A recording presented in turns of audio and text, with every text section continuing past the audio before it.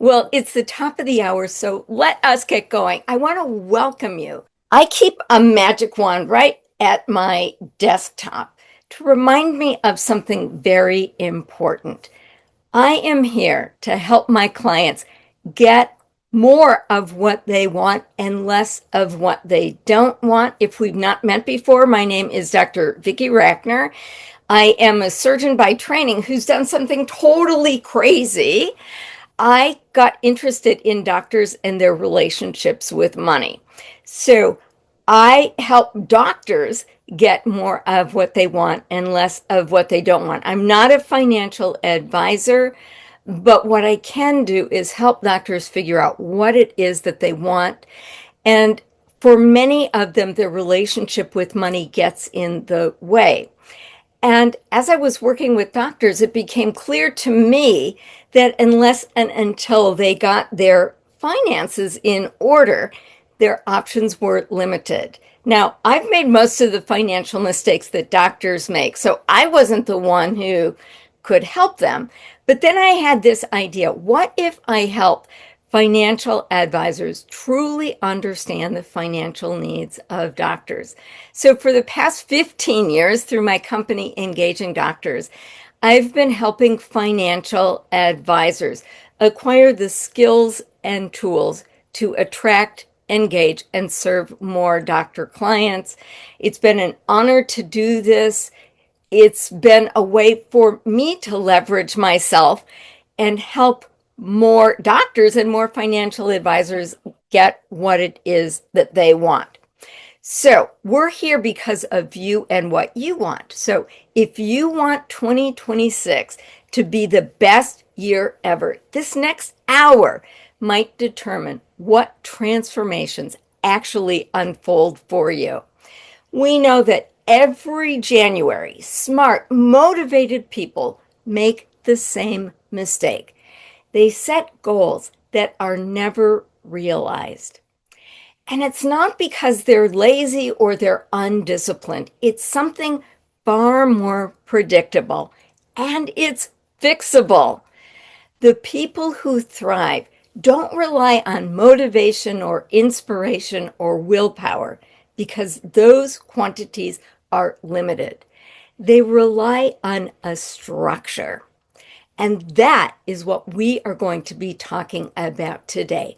What kinds of structures will support your goals that you hold dear for 2026 to help you design your best year ever? And then actually follow through so that you get the results that you want. So you are about to take away proven, practical techniques to build the foundation for a year you'll look back on and say, that's when everything changed. So we're going to talk about systems, about how you put structures in place to help you get to where you want to go. So the systems are how you manage your human brain, how you manage your time, and how you manage your attention. And what I'd also like to do is get meta. And what does that mean? It means that we're going to take the same idea and look at it at different levels. Have you ever noticed that the graphic for an atom is the same as the solar system? That's getting meta. So we're here to help you get what you want.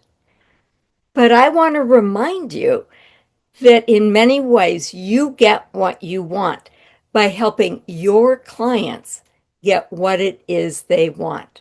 So the same kinds of systems operate on all sorts of different levels. So at the beginning of the year, many people ask a version of the question, how can I optimize my health? It might be physical health or relationship health or financial health, which is your expertise. I know that I have asked myself many a January 1st, how can I optimize my physical health? And there is one thing that I have learned from experience. This is a no-brainer. I feel better when I eliminate processed sugar from my diet. Like I've done it again and again and again. I know this. I know what a huge difference it makes. I make a promise. You know what? I am never going to eat refined sugar again. This is just not my food. And I start out strong, but then I'll be invited to a birthday party and they're serving my favorite cake. Or I'll go grocery shopping when I'm hungry and I see one of my favorite foods on sale. And suddenly I'm off the wagon and I have to get started all over again. And it leads to the obvious question, why is it so hard to do the things that support the goals that you know with clarity that you want? And I used to tell myself this story, well, I'm just not disciplined. I get lazy. I don't have the motivation. And I have tried all sorts of things to help me stick to my plan, right? And I'm going to get really vulnerable here and just share a story. Because about 7 years ago, something really important happened to me that completely transformed the way I think about achieving goals. So I was talking to my son who was in college, and he just kind of casually mentioned, there's this bridge on campus that I avoid because every time I cross it, I think about jumping off it. And he said it with the same relaxed tone that I just said to you. And I really freaked out. I asked him if he had any suicidal ideation, and he assured me that he did not. But there were a lot of things that weren't right in his life. So he agreed to go in for a complete neuropsych evaluation. And it was a PET scan that actually diagnosed him with obsessive compulsive disorder, OCD. Now, this blew me away. I'd learned about OCD in medical school.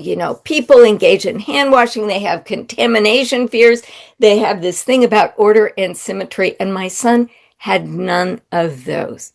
His theme was harm. So he was always worried about harming himself or others. So when I asked him what it felt like for him, it's like some kind of bully was implanted in his brain. And this bully would deliver thoughts that my son believed. You are going to jump off that bridge. You hurt somebody else when you were driving, or you damaged the car when you were driving. And my son believed this bully. The bully delivered a thought, he believed it, and inevitably the thoughts that are the heart of OCD, these obsessions, create very, very high levels of anxiety or fear. So my son used to describe it, and it's sort of like, it was like I'm having a heart attack. I just thought that the world would end. And this OCD bully would recommend things that my son could do to get a temporary reprieve from this anxiety or fear. And those things that were done, sometimes it's avoiding the bridge, or some superstitious thing, like saying a phrase over and over again. Those are the compulsions. And the good news is that the compulsions actually work. You get relief from this unwanted feeling. But as he complied with the compulsions, his world got narrower and narrower. And if you talk with people who are truly disabled by OCD, some of them can't leave their house. Like they've got leaving rituals that are so complicated, it's just easier not to leave. And eventually their lives just get reduced. Well, it took me a long time to actually get my son the right help, because This is very poorly understood. It turns out that if you try to use the treatment that's so effective for anxiety disorders on OCD, it actually makes things worse. So my son had these debilitating thoughts. He kept going from therapist to therapist, trying to get help, and the therapist only made things worse. And I decided, you know what? The cavalry's not coming. I am the cavalry. I am poorly equipped to deal with this. So I actually became a certified life coach, because what life coaches do is they help understand how the human brain works. And they understand, how it is that you can optimize the brain's function. And what I'm here to tell you today is that the things that my son learned about managing his brain, the way that I helped him do this, are transformational skills. And that is a core system that's often missing in these, January 1st New Year's resolutions. So what I'm here to tell you is that unmanaged human brains make predictable errors. For my son, he believed this bully in his brain, but his success was really contingent on his ability to know how his brain works. In saying to this OCD bully, you know what? You're not in charge of me. I'm in charge of me. It didn't mean that the bully's voice went away. It just meant that my son knew how to manage these things more effectively. So here are the 3 things that he learned to do. He learned to understand that he doesn't have to believe every thought that his brain offers up, especially the thoughts that the OCD bully offers. He can choose his thoughts. You have thoughts too. Maybe thoughts about working with doctors, maybe thoughts about why you haven't gotten the results that you want. And I'm just here to let you know that not all of those thoughts are true. Not all of those thoughts serve you. So you can choose your thoughts that are going to help you get to where you want to go. Second, you can feel your feelings. Now, why do I turn to sugar? Quite often, it's to numb an unwanted feeling that I have. It's stress or loneliness. And the thing is that this works, and it works really well immediately. So does spending money. So does shopping. But when you're using something to avoid your feelings, that's generally where you get into trouble. So for my son, feeling your feelings meant the willingness to lean into his anxiety and have the trust that his anxiety would not kill him. Now, this took practice. It took a structured way of being in a safe environment and realizing, if I lean into the anxiety, it's going to go away. If I lean into this urge that led me to want to eat sugar, if I'm feeling stressed, I can know that, I'm feeling stressed right now, and just be willing to name that feeling and live in it. And then the third thing he had to do was to resist the urge. So he knew that his compulsions would do a great job of managing the anxiety, and he would have an urge to do those things, just like I had an urge to eat sugar. And I learned that I could sit with these urges and be just fine. In fact, the ability to resist urges was often part of the structure that has helped me achieve goal after goal. Your brain is wired with the ability to observe itself. I call this the meta mind. So, in essence, what you can do is sort of project yourself into a corner of the room and imagine that you are looking at your own life, sort of like your life is a sitcom. You can observe what's actually happening. Oh, yep, there's Vicky. Yep, she is feeling really stressed, so she wants to eat sugar. Oh, she's celebrating and she wants to eat sugar. Oh, she had a bad day and she wants to eat sugar. And I'm observing her resist that urge because she's really tuned in to what it is that she really, really wants. So, managed human brains create results. And you might think I'm a little woo-woo or crazy at this moment because, let's talk about what kind of marketing plans do I need in order to get more doctor clients. But what I'm here to tell you is I want you to get those additional doctor clients. But this is really the thing that's going to help you do whatever it is that you want. And this is a great gift that my son struggles with OCD has given him and has given me. This is what's going to transform your life. So again, your brain is going to offer thoughts. You get to choose what thoughts that you listen to. The other thoughts are kind of like mosquitoes, buzzing around you. It's noise, but you can ignore it and get to, the real thoughts that you want to hold true. Your thoughts are going to create feelings. And the goal is to lean into those feelings. Name that feeling. Know that whatever feeling that you have, you can deal with it. And then resist urges. And in that way, you're going to create the results that you want. Okay, will you deal with clients who say, you know what, I want to optimize my financial health? And there's a lot of doctors thinking about that right now, and you are there to help them do it. So let me ask you this.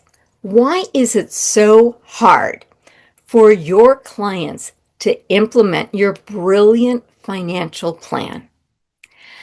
And I would argue that it's the same thing that helped make it so difficult for me to get off sugar and stay off sugar. So just this year, I created some new intellectual property that just got released. And it's a structure to help doctors build a life of true wealth. Now, again, I'm not a financial advisor. I don't offer financial plans. But what I do is I offer the structure to help people observe how they're making choices about how they earn, spend, invest, and protect their time and their money. So there are two things that you can control in your life. You get to decide how you invest your time and how you invest your money. And those are like the two dials on an Etch-a-Sketch. And depending on the choices that you make, you can create something that's really, really sophisticated, or you can continue to recreate the same circumstances that got you to where you are now.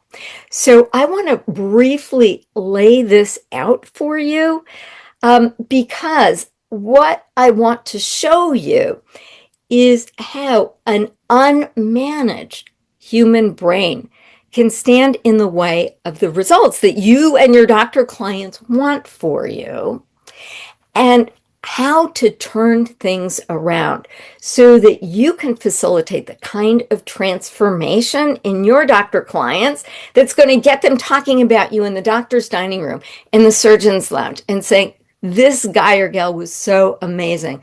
Like, I met this person and my life is different now. Okay, so what is this idea of true wealth? Well, part of the problem that we have when we talk about finances is that different words mean different things to different people.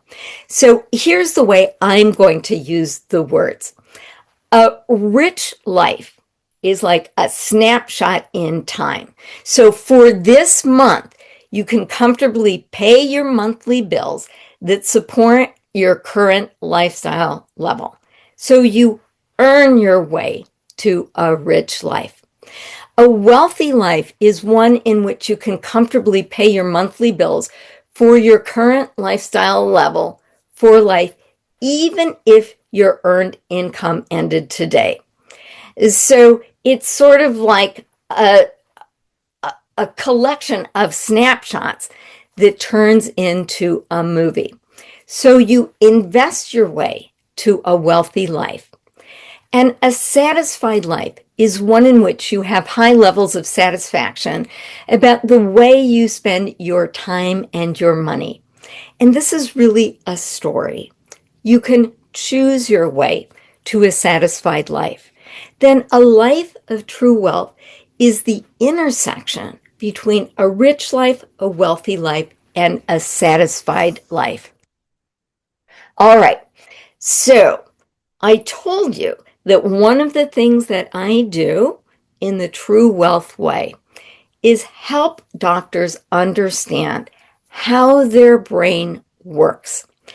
And often what I do is I compare a doctor's brain to a 3-story house. The human brain really has 3 brains in one. There's the planning brain that contains the prefrontal cortex.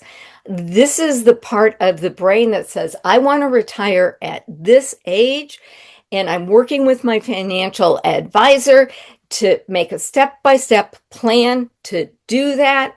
And I've got clarity about my why, and I have a way of overcoming my urges to spend so that I actually comply with the plan. On the main floor is the paleo brain, the Paleolithic brain that helped our hunter-gatherer ancestors survive when we were both predator and prey. Now, the paleo brain is all about the here and now. It wants to seek pleasure and avoid pain. And when I got in trouble with sugar, it was because my paleo brain was in the driver's seat of my life. They locked my planning brain into the basement and said, sorry, I'm in charge right now. I'm making the choices for right now. I'm sorry about my dog here. And then the third brain is the reptile brain.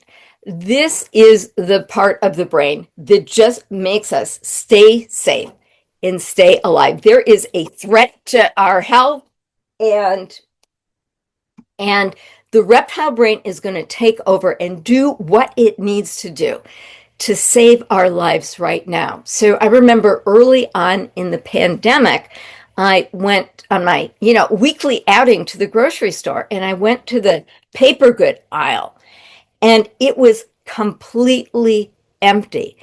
And suddenly my heart was beating fast. I was frozen in place.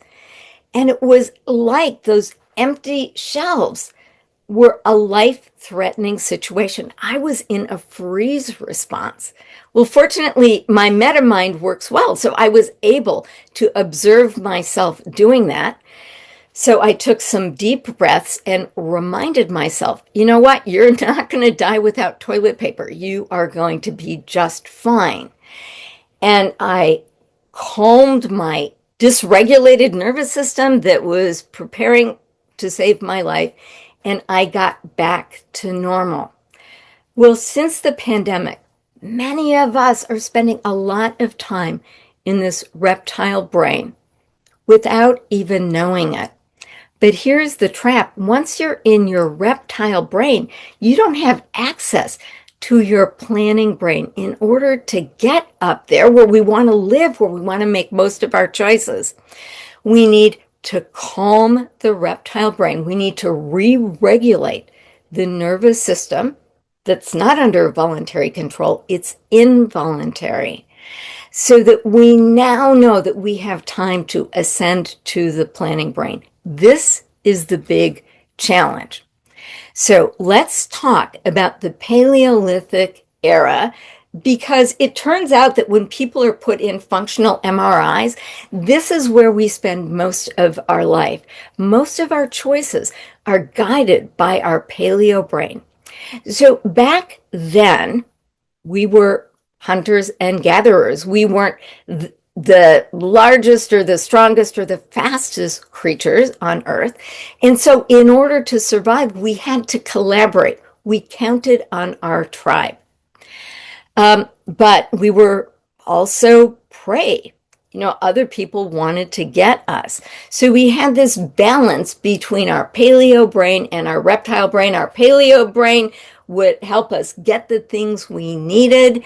Our reptile brain would help us get back to the safety of the cave.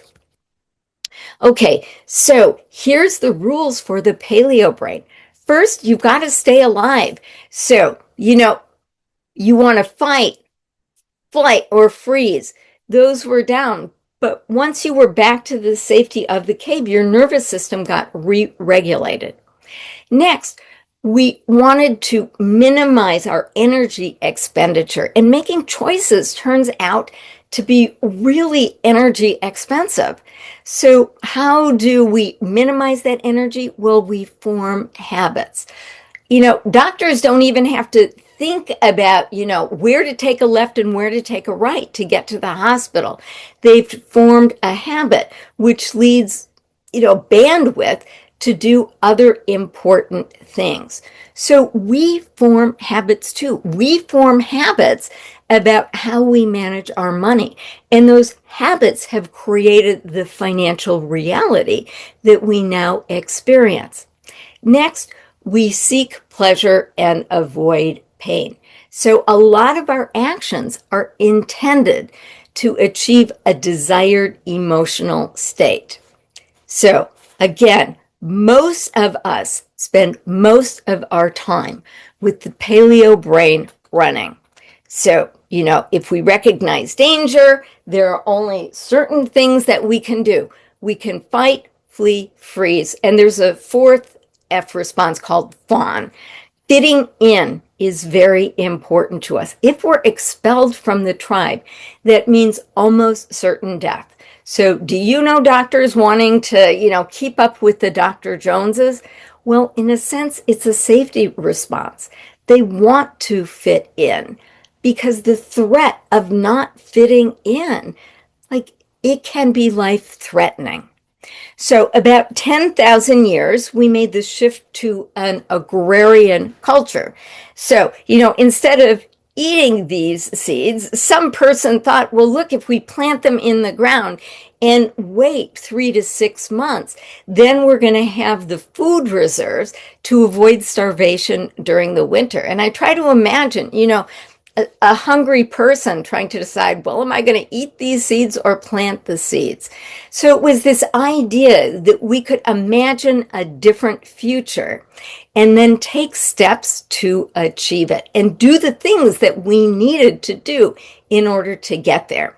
So the planning brain evolved to support that. And you know that in order to achieve financial goals, you need to recruit your client's planning brain. This is not easy to do. The paleo brain and the reptile brain are going to try to knock you off course.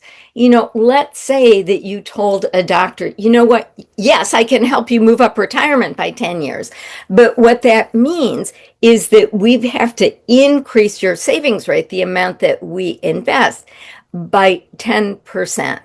And, maybe some doctor agrees, but, it's sort of like, okay, I'll go on this financial diet that feels punitive. And, they comply with it for maybe a couple of weeks, but then there's rebound spending because they're relying on their paleo brain to do it. In order to achieve a different financial outcome, it requires the metamind observing what's going on in the brain and actively managing it. Okay, well, we spend most of our time with the paleo brain. How does the paleo brain deal with money? Well, money is a very, very recent idea. You know, the paleo brain had absolutely no experience with money. So, how do you take a part of the brain that's, 200,000 years old and then help it modify itself so that it's dealing with the current environment? And the important point for you to remember is that money windfalls are treated differently than money shortfalls. So money windfalls are treated like food. And how did our paleo brain deal with food? Well, you never knew what tomorrow was going to bring. So if you found food, you ate, and you ate until it hurt because you did not know what tomorrow might bring. So we are genetically predisposed to either be a saver or a spender. Most of us are spenders. So when money hits our hand, what does the paleo brain do? It wants to spend, and it wants to spend it all. And it's not because people are bad people or undisciplined people. It's because they are not managing their brain. They're allowing themselves to make spending choices with their paleo brain rather than ascending to their planning brain. Money scarcity is like the saber-toothed tiger. It represents the threat to our life as we know it. And so when we face financial losses, we go into the reptile brain, into the basement, and this is where bad things happen. Then there are certain things that made this whole sense of safety worse. The 2008 financial meltdown, doctors' financial losses during the COVID pandemic. And the way I'm reading the tea leaves right now is increasing numbers of people are spending increasing amounts of time in their reptile brain, just seeking safety right now. And for many of them, this has been going on for so long that they do not even recognize it. So another trend that we're seeing is, now that so many of us are thinking about safety, we are recognizing trauma. And trauma is not what happens to us. It's what happens inside of us as a result of what happened to us. We become a different person. And when somebody is in the grips of trauma, they do not understand that the past is over. So I don't know if any of you knew somebody who went through the Great Depression. I had relatives who did. And when you would go to their house, it was as if they were going to be homeless or hungry, the next week. They denied themselves the things that they wanted because every time they thought about spending money, they went back to that dark time during the Great Depression. They never healed from it. You might know of soldiers who have PTSD. Something terrible, terrible happened to them on the battlefield. They're home safe, but when a truck backfires, suddenly they're back on the battlefield. Their brains do not understand that the past is over. Well, as we develop an increased sense of what drives people's choices, we understand that many people had childhood financial trauma. And the way that they're measuring and acting around money right now is truly tied to these financial traumas. Now, trauma can be healed, but the first thing is to recognize it. So this True Wealth way that I have delivered, it's basically a way of helping your doctor clients make better choices so that they can actually execute your thoughtful financial plan that you laid out. So I also want to say that our circumstances have changed since the circumstances in which our brain evolved. So during the Paleolithic era, food was relatively scarce. But today, things are abundant, and I highly recommend this book, The Dopamine Nation, by Anna Lembke. She's a psychiatrist who herself got addicted to romance novels. She treats patients with addiction. And, what she says is that our paleo brain wants a hit of dopamine. That's the seeking pleasure. And, in the Paleolithic era, those resources were limited. But today, we're living in abundance. It is so easy just to sit on the couch, get online, and go and spend. So we are constantly seeking dopamine, often in ways that undermine our own commitment to health. So this book talks about the role of dopamine and how sometimes the habits that will undermine a doctor's ability to achieve true wealth is related to this dopamine.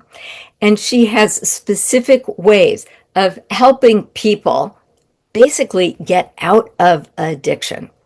So please know that when you are seeing new doctor prospects and clients, some of them have frank financial PTSD.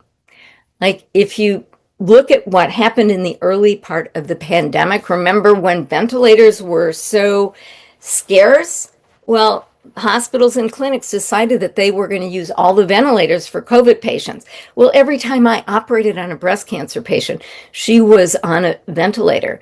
So overnight, the highest earning doctors' incomes decreased by as much as 80 to 90%. And this caused trauma for some doctors. You are going to be running into doctors who have frank financial PTSD. You are going to find doctors who are still limited from their experience of financial trauma. And we know about this epidemic of burnout. Burnout is like PTSD light. It's facing a challenge and not saying, I got this. This is hard, but I got this. That's what the planning brain, the prefrontal cortex, will tell you. The paleo brain and the reptile brain is saying, you don't got this. You are not going to get this done, and it's hopeless. So many doctors are looking for ways out of this. And the way out of this is to experience your world as a safe place. I would argue that your number one challenge in building your practice in 2026 is helping your prospects and clients experience themselves as safe because they're in a relationship with you. And, I know there's lots of talk about what will AI do to the field of financial services. It is my strong belief that AI will never be able to make somebody feel safe. You feel safe within the context of a relationship by saying, I am not alone in this. It's somebody, when you forget that there really is a way out, to remind you, remember, we've got this all charted out. You can do this. We can get through this. And if they fall off the wagon, you help them back on so that they can get back on track to achieving their financial plan. Okay, so I've got this whole True Wealth engine, which describes how doctors exchange their time for money and their money for time. What you do is you're an expert on this wealth exchange, right? So you tell people how to put their money to work making money so that they can buy back more free time and ultimately retire. That's where they can spend all of their time in playtime, right?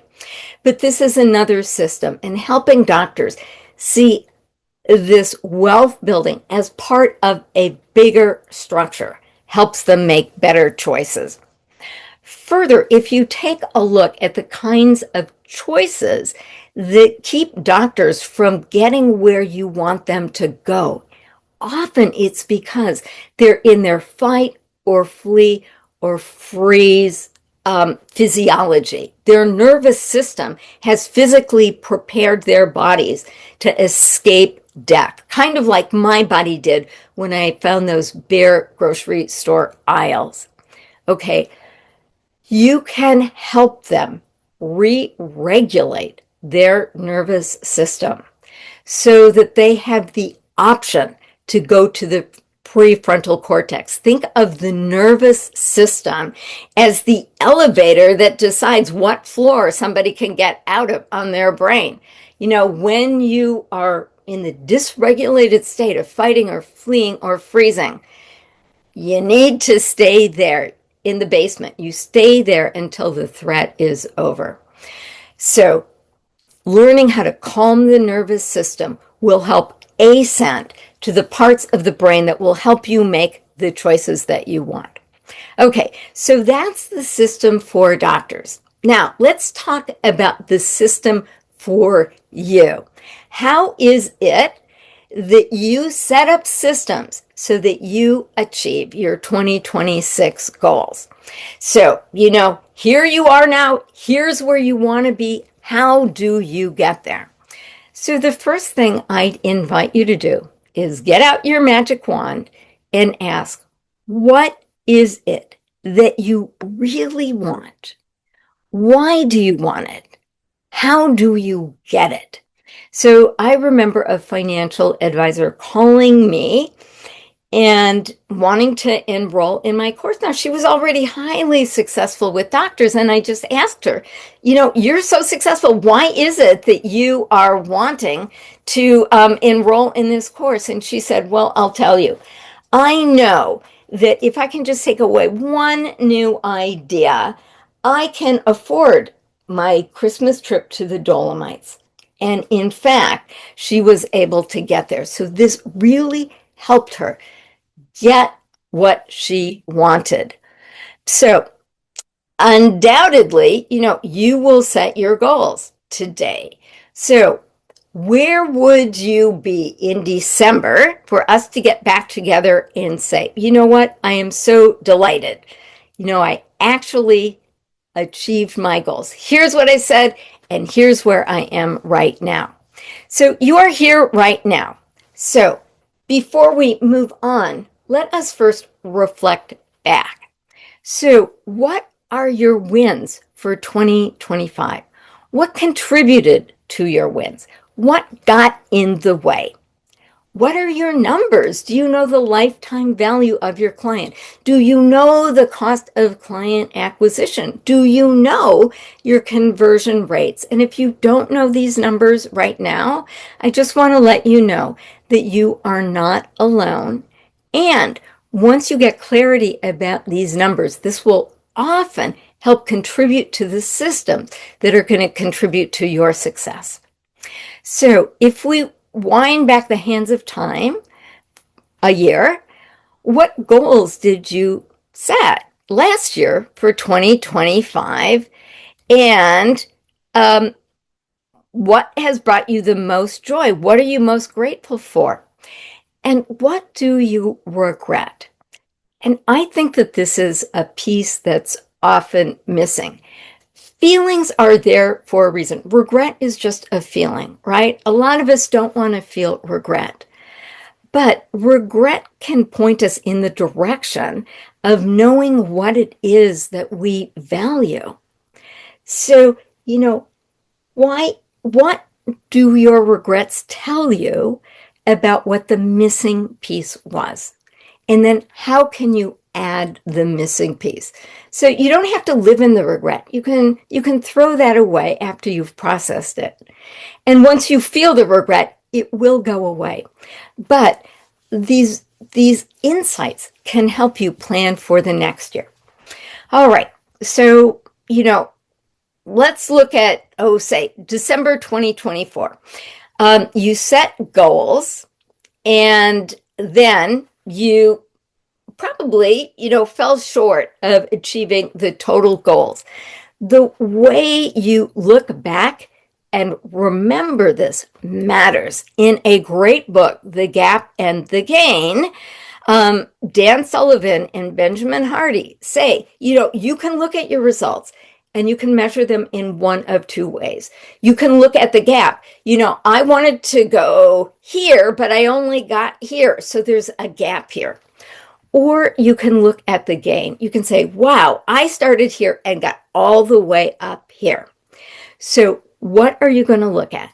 The gap or the gain? So this gets back to brain management, right? What thought am I going to think?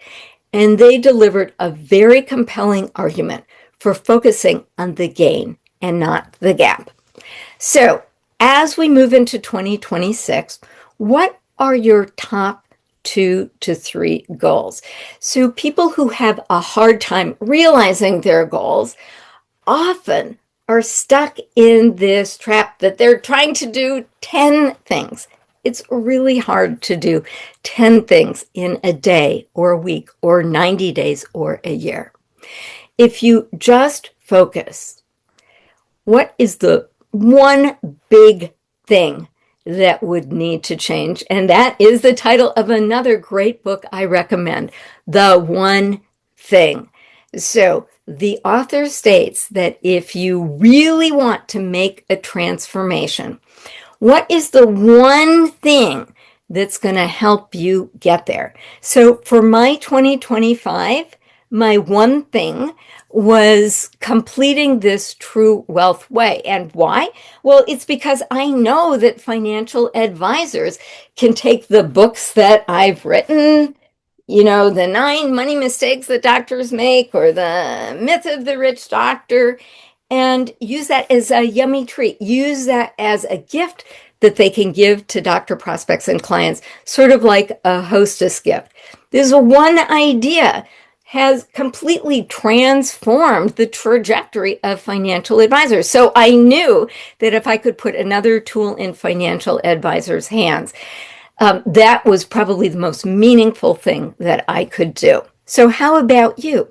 What do you want more of this year? Is it more time or more money or more meaning? And what do you want less of? Maybe you want less overwhelm or less complexity or less rejection. And by the way, one of the best ways to deal with an unpleasant feeling like rejection is just to lean into it.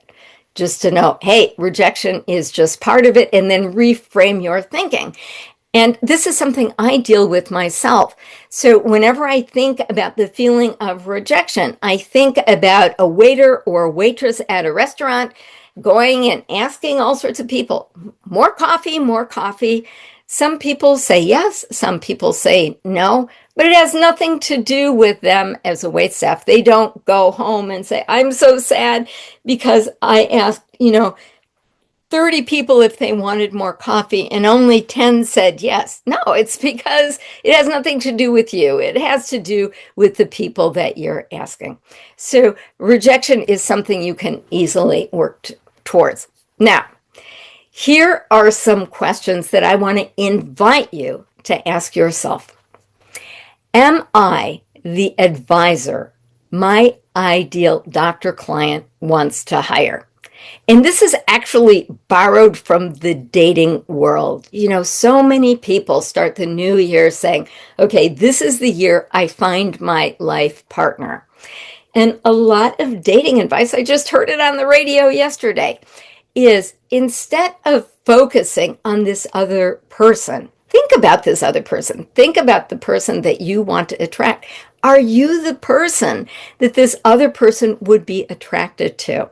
So instead of figuring out, how I'm going to meet other people, maybe the most prudent investment is doing a personal transformation so that you have the ability to attract the person that you want. So who is this ideal doctor client? And what is it that they are looking for? And again, I want to argue that most of your doctor clients now are looking for a safe place. How do you create the experience that they are truly safe? So am I the advisor who creates this sense of safety? Am I the advisor who helps my doctor clients get the desired transformation? And here's why this is so important, especially in the medical market. One of the unique things about doctors is that if they find a great resource, they're going to share it with other doctors.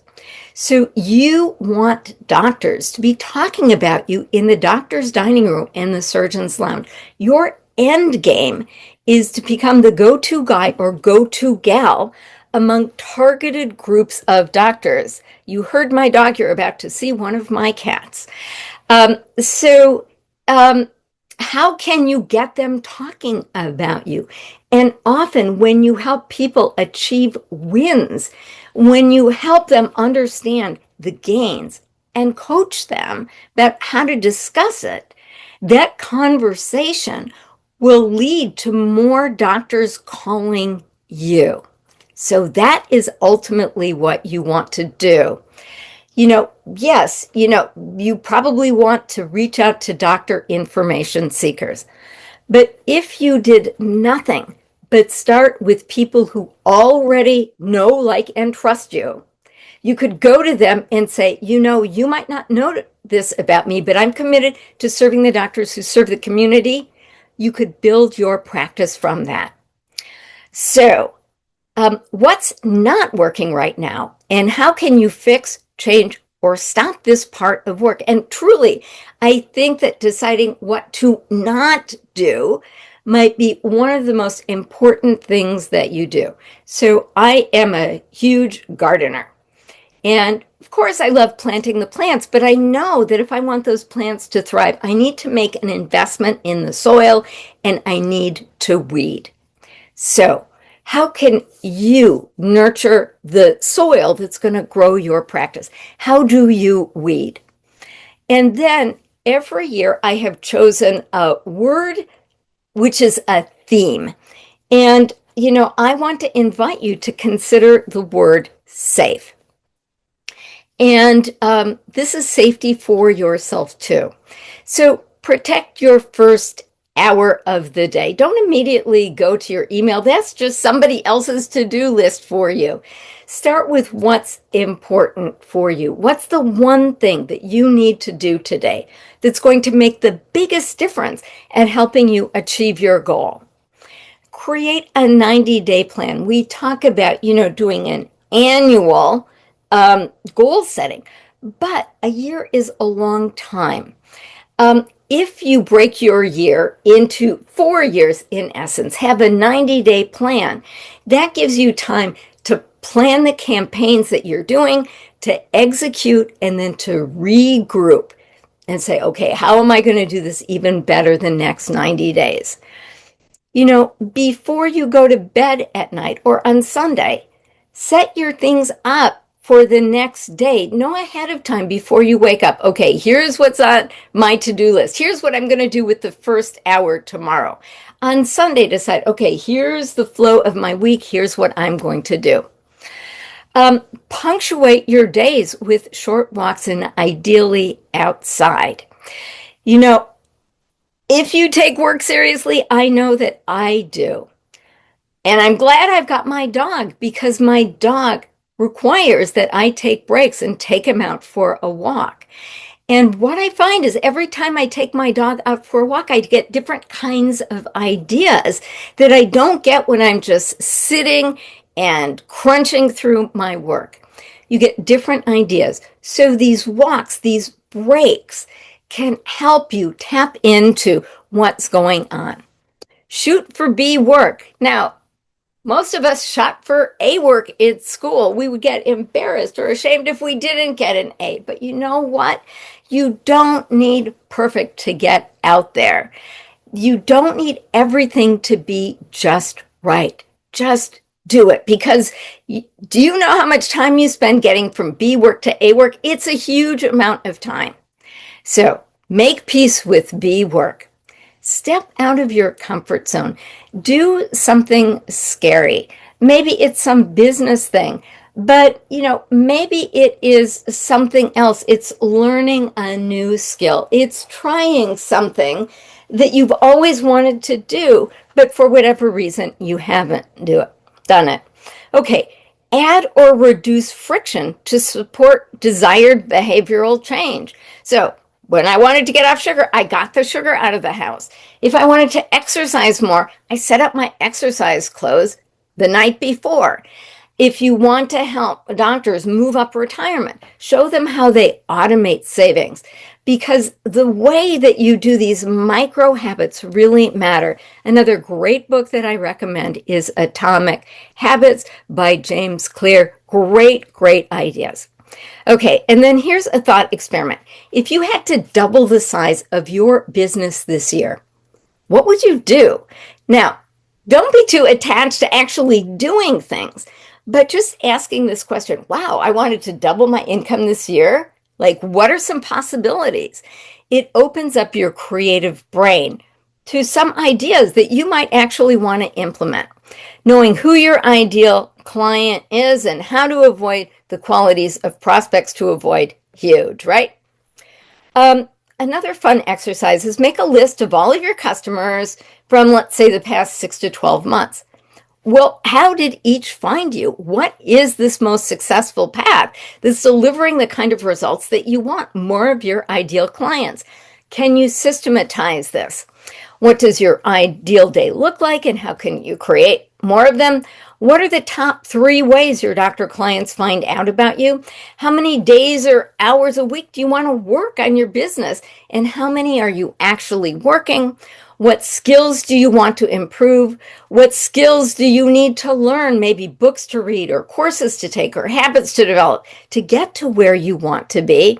How much vacation time would you like to take in 2026? Are they actually scheduled? So remember that managing your human brain creates results. If you are looking at your results, somebody suggests an idea and you say, oh, I tried that once and it didn't work. Well, is that really a fair chance? Have you truly given this the opportunity?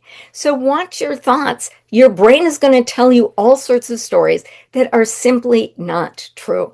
Ideally, we're able to observe our reality and create thoughts about them and be able to make better choices. To whom are you accountable? What do your numbers tell you? What stories do you need to challenge? And what resources of people do you need to hire? How can you help your prospects and clients experience quick wins? So you can create systems to make 2026 the best year ever. I have all that I can help you support that. And if you're curious about what some of these things are, please feel welcome to reach out to me. Now, all of you are going to get the replay of this, so you will be able to go back and review. I have exactly 60 seconds here before I need to get to my next appointment. If anyone has any quick questions, I would be happy to answer them. George, thank you for your kind comments. Jesse, thank you for your kind comment. I hope it helps. So if an idea resonated with you, just one little idea, put that into action today. See how you can apply it to your life. You want to act quickly. Jesse wants to know, can you show the 3 circles again of the true wealth system? I absolutely can, but let me tell you something really exciting. That is that this True Wealth Way, I've actually created a course for that for doctors. It's launching this month.